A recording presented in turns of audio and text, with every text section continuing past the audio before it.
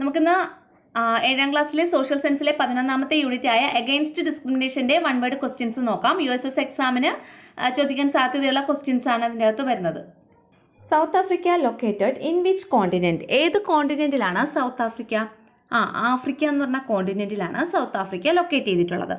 Southern most tip of South Africa. South ആഫ്രിക്കയുടെ തെക്ക് ഭാഗത്തുള്ള ടിപ്പ്, മുനമ്പ് എന്ത് പേരിലാണ് അറിയപ്പെടുന്നത്? The Cape of Good Hope അല്ലെങ്കിൽ ശുഭപ്രതീക്ഷ മുനമ്പ്. അടുത്ത question, first inhabitants of South Africa were tribal people. What was their name?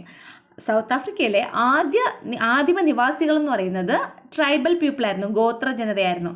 എന്താണ് അവരുടെ പേര്? San and Khosa. ഇതൊക്കെയാണ് സാൻ, ഖോസ എന്നീ വിഭാഗത്തിലുള്ള ട്രൈബൽ പീപ്പിൾ ആയിരുന്നു സൗത്ത് ആഫ്രിക്കയിലെ ആദ്യകാല ഇൻഹാബിറ്റൻസ്, തദ്ദേശവാസികൾ.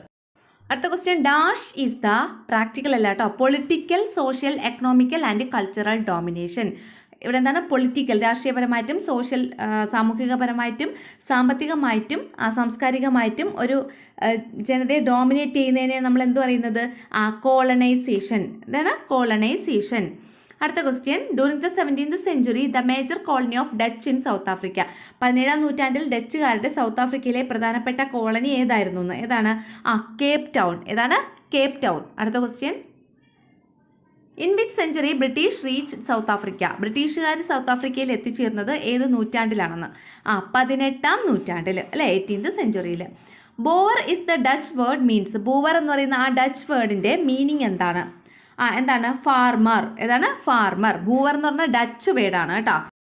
ബൂവേഴ്സ് later known as. പിന്നീട് ഈ ബൂവേഴ്സ് എന്തെന്ന് അറിയപ്പെട്ടത്? ആഫ്രിക്കാനർ. എന്തെന്നറിയപ്പെട്ടു? ആഫ്രിക്കാനർ.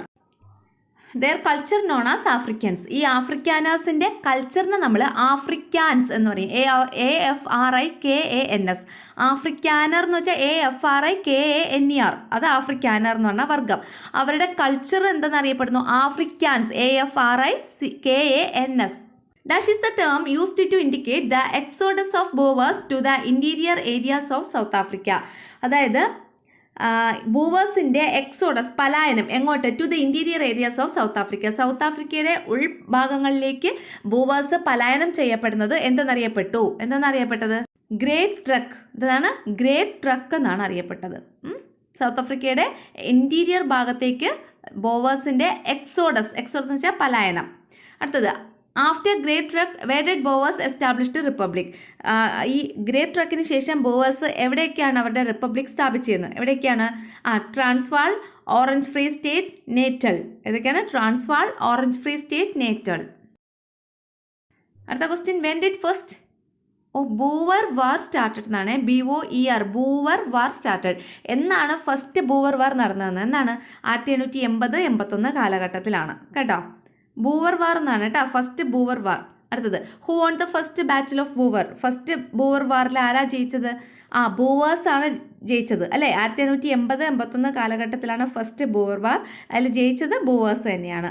അടുത്ത question, after the first Boer war the Republic of South Africa was formed by annexing which region to the South Africa. First Boer വാറിന് ശേഷം republic of South Africa form ചെയ്തു.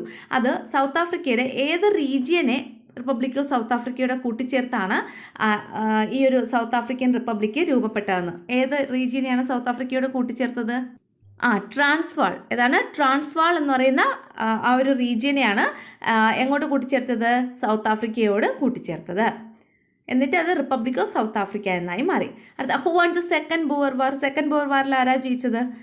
The ബ്രിട്ടീഷുകാരാണ് second Boer വാറിൽ ജയിച്ചത്. First Boer വാറിലാണെങ്കിൽ ബൂവേഴ്സ്, രണ്ടാമത്തെ Boer വാറിൽ ബ്രിട്ടീഷുകാർ. അടുത്ത question, through which treaty did the Boers recognise British sovereignty. ബ്രിട്ടീഷുകാരുടെ പരമാധികാരം ബൂവേഴ്സ് അംഗീകരിച്ചത്, റെക്കഗ്നൈസ് ചെയ്തത് ഏത് ട്രീറ്റി, ഏത് സന്ധി വഴിയാണെന്ന്? ഏത് സന്ധി വഴിയാ? Treaty of Vereeniging. ഏതാണ്? ട്രീറ്റി ഓഫ് വെരിനിഗിങ് എന്ന് പറയുന്ന സന്ധി വഴിയാണ് ബ്രിട്ടീഷുകാരുടെ സോവറിനിറ്റി അല്ലെങ്കിൽ പരമാധികാരം ബൂവേഴ്സ് റെക്കഗ്നൈസ് ചെയ്തത്. അടുത്ത question, which groups get more consideration under the new constitution brought by the British. ബ്രിട്ടീഷുകാർ കൊണ്ടുവന്ന പുതിയ കോൺസ്റ്റിറ്റ്യൂഷൻ അനുസരിച്ച്, പുതിയ ഭരണഘടന അനുസരിച്ച് ഏതൊക്കെ ഗ്രൂപ്പ്സിനാണ് കൂടുതൽ കൺസിഡറേഷൻ അല്ലെങ്കിൽ കൂടുതൽ പ്രാധാന്യം ലഭിച്ചതെന്ന്? ബ്രിട്ടീഷുകാർക്കും ആഫ്രിക്കാനേഴ്സിനും. ആർക്കൊക്കെയാണ്? ബ്രിട്ടീഷുകാർ, the British and ആഫ്രിക്കാനേഴ്സിനും ബ്രിട്ടീഷുകാർക്കും. In which year did Mahatma Gandhi arrive in South Africa? South ആഫ്രിക്കയിൽ മഹാത്മാഗാന്ധി എത്തിച്ചേരുന്നത് ഏത് വർഷമാണെന്ന്? ഏത് വർഷമാണ്? 1893, 1893 ദക്ഷിണാഫ്രിക്കയിൽ മഹാത്മാഗാന്ധി എത്തിച്ചേർന്നത്. അടുത്ത question, the daily started by Gandhiji in South Africa. South ആഫ്രിക്കയിൽ ഗാന്ധിജി സ്റ്റാർട്ട് ചെയ്ത ഡെയിലി അല്ലെങ്കിൽ ദിനപത്രം ഏതാണ്? Indian Opinion. ഇങ്ങനെ തന്നെ ചോദിക്കും കേട്ടോ. സൗത്ത് ആഫ്രിക്കയിൽ ഗാന്ധിജി സ്റ്റാർട്ട് ചെയ്ത ഡെയിലി അല്ലെങ്കിൽ ദിനപത്രമാണ് Indian Opinion. Dash is known as Gandhi's political laboratory. ഗാന്ധിയുടെ പൊളിറ്റിക്കൽ ലബോറട്ടറി അല്ലെങ്കിൽ രാഷ്ട്രീയ പരീക്ഷണശാല എന്നറിയപ്പെടുന്നത് സൗത്ത് ആഫ്രിക്കയാണ് കേട്ടോ.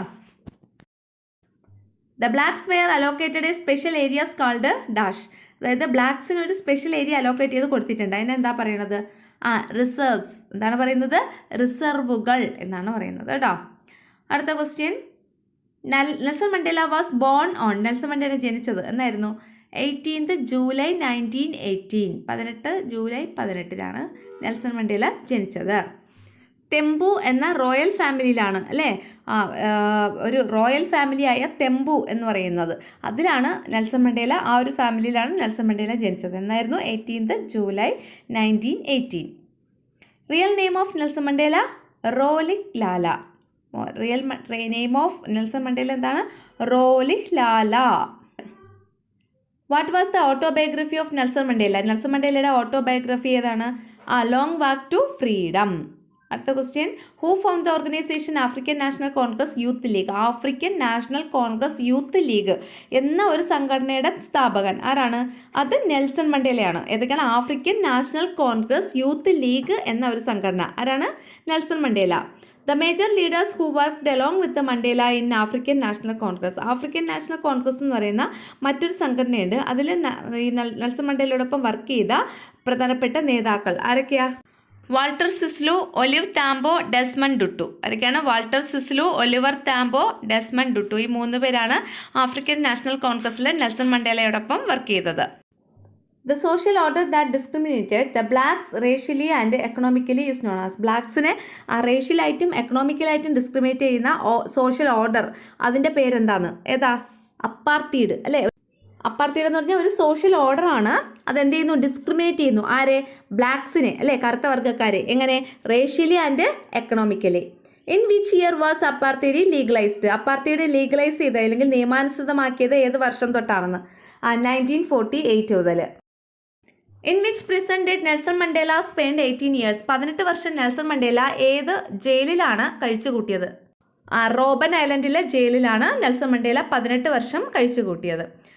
അടുത്ത question, the African National Congress and South African Indian Congress lead a new mode of struggle named dash was organised at South Africa. South ആഫ്രിക്കയിൽ organise ചെയ്തു. ആരൊക്കെയാണ്? ആഫ്രിക്കൻ നാഷണൽ കോൺഗ്രസും സൗത്ത് ആഫ്രിക്കൻ ഇന്ത്യൻ കോൺഗ്രസും ഒരു പുതിയ രീതിയിലുള്ള സ്ട്രഗിൾ, പുതിയ രീതിയിലുള്ള ഒരു പോരാട്ടം ഓർഗനൈസ് ചെയ്തു. എന്താണ് അതിൻ്റെ പേര്? എന്താണ്? Stay at home. അതിൻ്റെ ആൻസർ എന്താണ്? Stay at home. ഈ സ്റ്റേ അറ്റ് ഹോം എന്ന് പറയുന്ന ആ സ്ട്രഗിൾ ഓർഗനൈസ് ചെയ്തത് എവിടെയാണെന്ന് ചോദിക്കാം. ആഫ്രിക്കയിൽ അല്ലെങ്കിൽ സൗത്ത് ആഫ്രിക്കയിൽ. ഇനി ഏതൊക്കെ 2 സംഘടനകൾ ചേർന്നാണ് സ്റ്റേ അറ്റ് ഹോം എന്ന് പറയുന്ന ഒരു സ്ട്രഗിൾ ഓർഗനൈസ് ചെയ്തത്? ഏതൊക്കെ 2 സംഘടനകൾ ചേർന്നാണ്?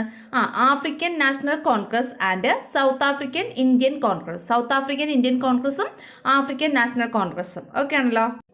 The day Nelson Mandela was released from പ്രിസണിൽ നിന്ന്, ജയിലിൽ നിന്ന് നെൽസൺ മണ്ടേല മോചിതനായത് എന്നാണ്?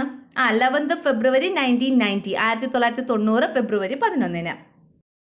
അപ്പാർത്തൈഡ് policy was abolished in. Apartheid എന്ന് പറഞ്ഞാൽ ആ ഒരു പോളിസി സൗത്ത് ആഫ്രിക്കയിൽ അബോളിഷ് ചെയ്തതെന്നാണ്? 1991. 1991. അതായത് മണ്ടേല ജയിൽ മോചിതനായത് 1990 ഫെബ്രുവരി 11.